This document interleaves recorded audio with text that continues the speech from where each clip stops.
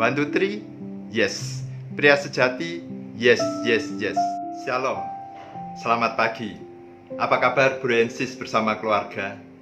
Jika saat ini keluarga sehat-sehat saja, bahagia dan tidak ada masalah yang berarti, maka bersyukurlah. Kita berjumpa kembali di dalam acara Coffee Morning with God.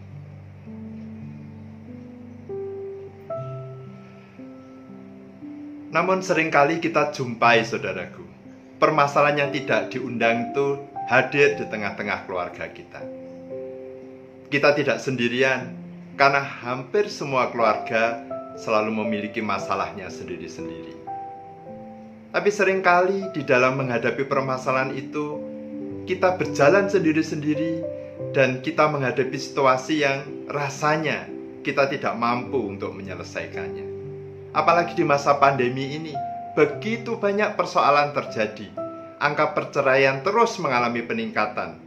Pastor Romo di paroki juga menceritakan, konseling keluarga juga terus meningkat angkanya. Berbagai persoalan muncul, mulai dari masalah relasi di dalam keluarga. Meskipun sekarang masanya daring, orang tua anak-anak ada di dalam rumah, tapi mereka sibuk dengan urusannya masing-masing, sehingga satu dengan yang lain kurang berkomunikasi, kurang saling membantu dan memperhatikan, dan mereka merasa sendirian di tengah keluarganya. Juga masalah-masalah yang berkaitan dengan ekonomi. Begitu banyak terjadi PHK. Mungkin juga usaha yang terus mengalami penurunan, sehingga pertengkaran suami istri terus mengalami peningkatan.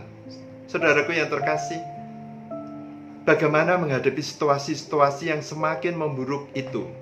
Maka pagi hari ini, saya ingin mengajak kita semua dan mengingatkan kita untuk kembali belajar bagaimana Tuhan bersabda kepada kita melalui Yohanes bab 2 ayat 1 sampai dengan 11.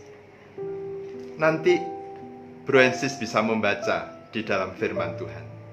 Tetapi saya ingin menyampaikan, saudaraku, di dalam perkawinan Kana itu ada banyak poin-poin yang kita bisa pelajari, terutama di dalam meletakkan fondasi yang kuat membangun keluarga di masa pandemi seperti ini, supaya keluarga kita tetap kuat dan bersama-sama.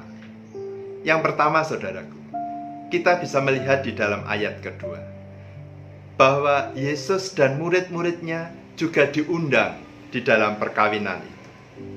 Maka poin pertama yang kita bisa dapatkan adalah hadirkan Yesus, hadirkan Allah senantiasa di dalam keluarga kita. Bagaimana cara menghadirkan Allah? Melalui doa. Dan kita ingat bahwa seorang pria, kekuatannya terletak kepada doanya. Keluarga akan menjadi kuat kalau keluarga senantiasa berdoa. Syukur kalau bisa berdoa bersama-sama. Suami, istri, bersama anak-anak, duduk bersama, menghadap Tuhan, berdoa dan berbicara dengan Tuhan. Maka saya percaya, Tuhan yang penuh kasih ada di tengah-tengah keluarga. Dia tidak akan membiarkan kita sendirian. Dia akan bersama Roh-Nya yang kudus membimbing setiap langkah kita menghadapi persoalan yang dihadapi. Terutama juga persoalan-persoalan besar, bahkan mungkin badai yang saat ini menerpa keluarga kita. Yang kedua, saudaraku, ada di dalam ayatnya yang ketiga sampai kelima. Di sana kita bisa melihat bagaimana Bunda Maria mengatakan kepada para pelayan, apa yang dikatakan putraku itu, lakukanlah.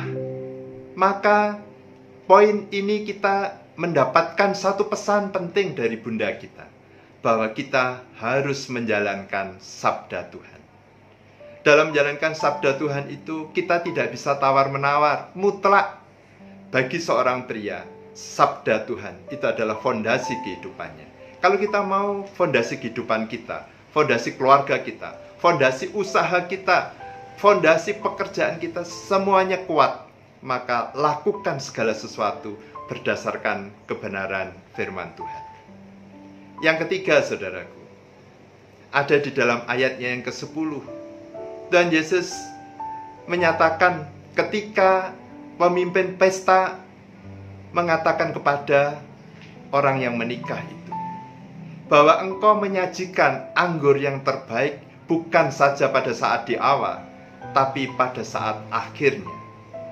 Maka kita diingatkan, saudara, di dalam keluarga untuk senantiasa menghadirkan yang terbaik di dalam hidup kita untuk saling mengasihi, menyayangi satu dengan yang lain. Suami dengan istri saling menyayangi, orang tua dengan anak saling menyayangi. Maka arti menyayangi itu adalah mengampuni jika ada yang bersalah, membantu jika ada yang mengalami kesulitan, terus memberikan dukungan dan dorongan ketika ada yang menghadapi kesulitan, membutuhkan semangat dari yang lain. Ketika keluarga bersatu menghadapi persoalan, sebesar apapun persoalan yang dihadapi, kita percaya kita punya Allah yang jauh lebih besar dari persoalan apapun di dunia ini. Maka saudaraku, saya ajak saat ini kita mendengarkan kesaksian dari beberapa teman, pasutri, alumni, camp pria sejati maupun wanita berhikmat, termasuk juga camp Young Men dan camp Young Women yang sekarang mereka sudah hidup di dalam perkawinan atau keluarga.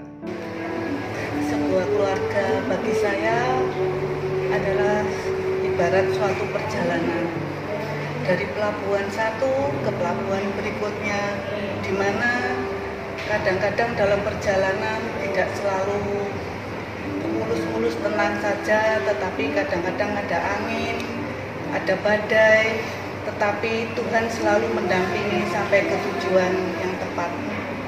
Ya, betul.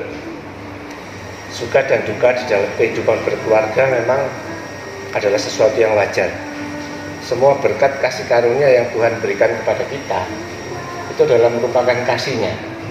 Tetapi semua duka yang Dia izinkan terjadi itu adalah rencananya yang indah untuk bagaimana kita bisa mencapai tingkatan yang lebih tinggi, baik di dalam karakter ataupun di dalam iman kita. Saya kira begitulah yang baik. Bagi kami, keluarga adalah sumber cinta. Kekuatan cinta menjadi dasar dalam kehidupan keluarga kami dalam menjalani situasi pandemi ini, terutama bagaimana Tuhan Yesus menjadi kekuatan kami untuk terus melangkah dalam apapun situasi. Kami belajar untuk sepakat dan setia selalu mengandalkan Tuhan dalam segala perkara, dan kami percaya ketika Tuhan tinggal dalam kehidupan setiap keluarga kita, Tuhan tidak akan pernah meninggalkan kita. Kasih Tuhan, berkat Tuhan selalu ada untuk kita. Tuhan memberkati. Bro and sis, semoga kesaksian saudara-saudara kita, pasutri yang perkawinannya telah dibolehkan kembali, itu semakin meneguhkan dan menguatkan kita bahwa kita harus berani bersama-sama dengan keluarga menghadapi persoalan apapun yang terjadi di dalam kehidupan kita. Kita percaya bahwa keluarga itu adalah Ecclesia Domestica. Keluarga itu adalah gereja yang terkecil. Keluarga itu adalah tempat tinggal Allah sendiri. Keluarga itu direncanakan, dibentuk, dan dipersatukan oleh Allah sendiri. Maka kita juga memahami, saudaraku, bahwa bangsa dan negara kita ini akan menjadi kuat kalau keluarga-keluarga juga kuat. Mari saya ajak kita semua mengakhiri perjumpaan kita pagi hari ini dengan berdoa. Kita satukan hati, saudaraku. Dalam nama Bapa dan Putra dan Roh Kudus. Amin.